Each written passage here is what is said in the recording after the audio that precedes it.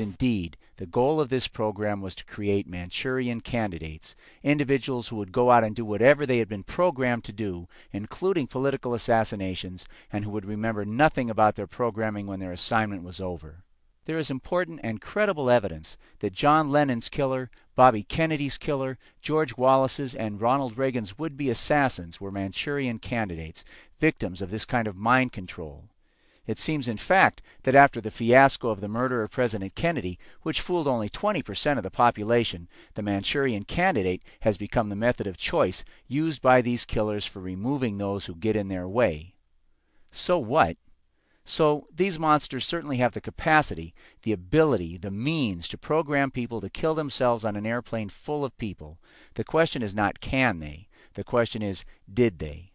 Well, you be the judge. And ask yourself the question, how likely is it that two different pilots from two different cultures, trained in two different countries with no discernible personal problems, would choose to commit suicide by killing themselves and everyone else on board their aircraft by plunging their planes into the sea on two separate occasions separated by only 50 miles and 100 days? And how likely is it that both pilots, in the midst of their death plunge into the sea, would just coincidentally decide to while away the seconds before their deaths by turning off the fuel to the engines? I can answer that question. It's impossibly unlikely. It is not reasonable to call it a coincidence. Virtually any explanation that doesn't involve fairies or witches would be more likely, more reasonable than the suggestion that it was merely a coincidence.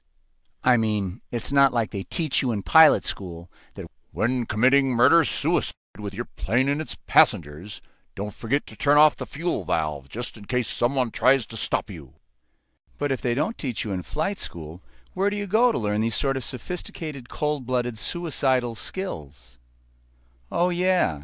It's an obvious point then, isn't it, that the suicidal pilots on both planes were programmed by the same people.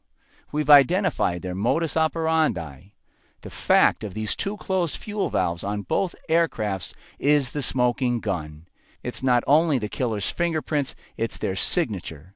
The monsters who created these mass murderers signed their names with a flourish at the bottom of their artwork. Well, there you are. That's it. We're about at the bottom of this old rabbit hole. And there's not a lot left to do now except to remind ourselves why we came. Why did we come here? What were we looking for? We came here looking for evidence that we were hoping would help us to develop a theory about what happened, and that would help us to answer some of the glaring questions left unanswered by the official explanation, the official theory of what happened. We came hoping to be able to develop a theory that would explain the facts in this case in a manner that wasn't ridiculous. Well, we've done that, I think. Now, the evidence in this case is not complete, but please remember that it doesn't have to be. The evidence proving how the solar system operates would be considered incomplete, incredibly complex, difficult to understand, and virtually unprovable to the ordinary person until the start of interplanetary space travel 50 years ago. Now, if most thinking people didn't accept Galileo's version of the solar system as soon as they heard it 400 years ago, they did accept it as soon as they compared it to the Pope's ridiculous story about giant crystal wheels rolling around inside a giant crystal ball. Galileo's theory of the solar system was based on very, very incomplete evidence, but it explained all of the evidence and it tied it together in a way that made sense. The theory that there was a flight instructor on the plane who was programmed to crash it into the sea is supported by all the evidence that there is, but it is incomplete. For example, at this point I can't tell you the name of the missing flight instructor. Maybe he was a prisoner, or a low-level contract agent, or maybe just some poor slob they dragged off the street and into one of their programming facilities. And the evidence is complicated. But knowing what we know about the forces of evil in this country, it shouldn't really require that much imagination to see this story as the most real and reasonable explanation of the evidence, especially when we compare this theory to the competing theory put forward by the NTSB, that an experienced, skilled, and careful pilot in a reliable aircraft with advanced safety features suddenly and for no apparent reason fell like a stone out of the sky. The NTSB theory can't begin to explain why the FAA ignored phone calls from a senator all night long. It doesn't explain why Bergen's story of radio contact was covered up. It can't explain Rourke's outrageous lies and mischaracterizations or all of the many missing pieces. And it sure in hell can't explain that fuel selector valve. With the theory of the program flight instructor, however, we can explain it all in a reasonable and coherent way.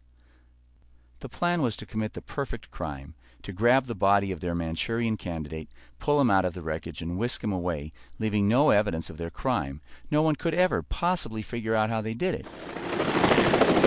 And they left no evidence, except for the 15-hour delay dispatching the search and rescue craft to the crash site.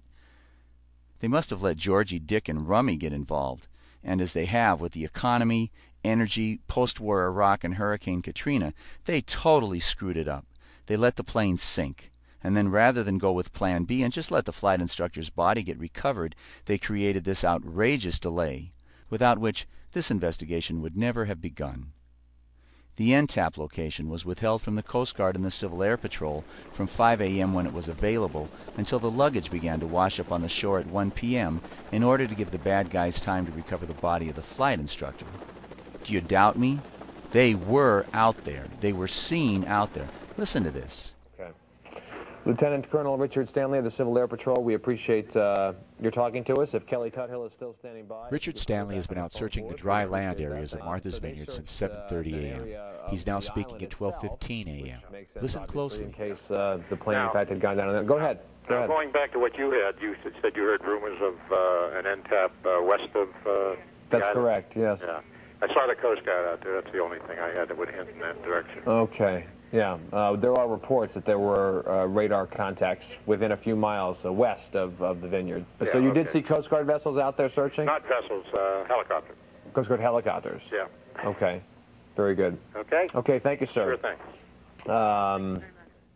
Now wait a minute. Stanley is speaking at 12:15 about events he saw early that morning. Admiral Richard Larrabee of the Coast Guard said several times that the Coast Guard did not get the information necessary to begin a focused search until 1 p.m. And by about 1 o'clock this afternoon, we had narrowed that focus down to an area of about 17 miles southwest of Martha's Vineyard. A few minutes after the interview with Richard Stanley, Todd Bergen, the Coast Guard information officer, said the same thing, that he and the Coast Guard didn't have any radar information.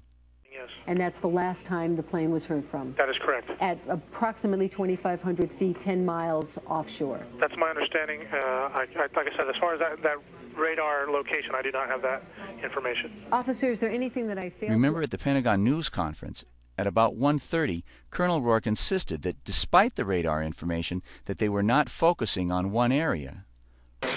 We'll continue on the same track that we're on, which is to search the entire area. All these people say there was no information that would lead to a focused search of the waters off Martha's Vineyard, and yet Richard Stanley says... Correct, yes. Yeah. I saw the Coast Guard out there. That's the only thing I had that would hint in that direction. Okay, yeah. There are... No one was focusing on the crash site, but Stanley says he saw what he took to be the Coast Guard conducting a focused search off the west coast of Martha's Vineyard early in the morning. But that's not possible. In fact, just to be clear, the Coast Guard says it wasn't them. But if it wasn't the Coast Guard, then who was it? Well, we have an answer to that now, don't we?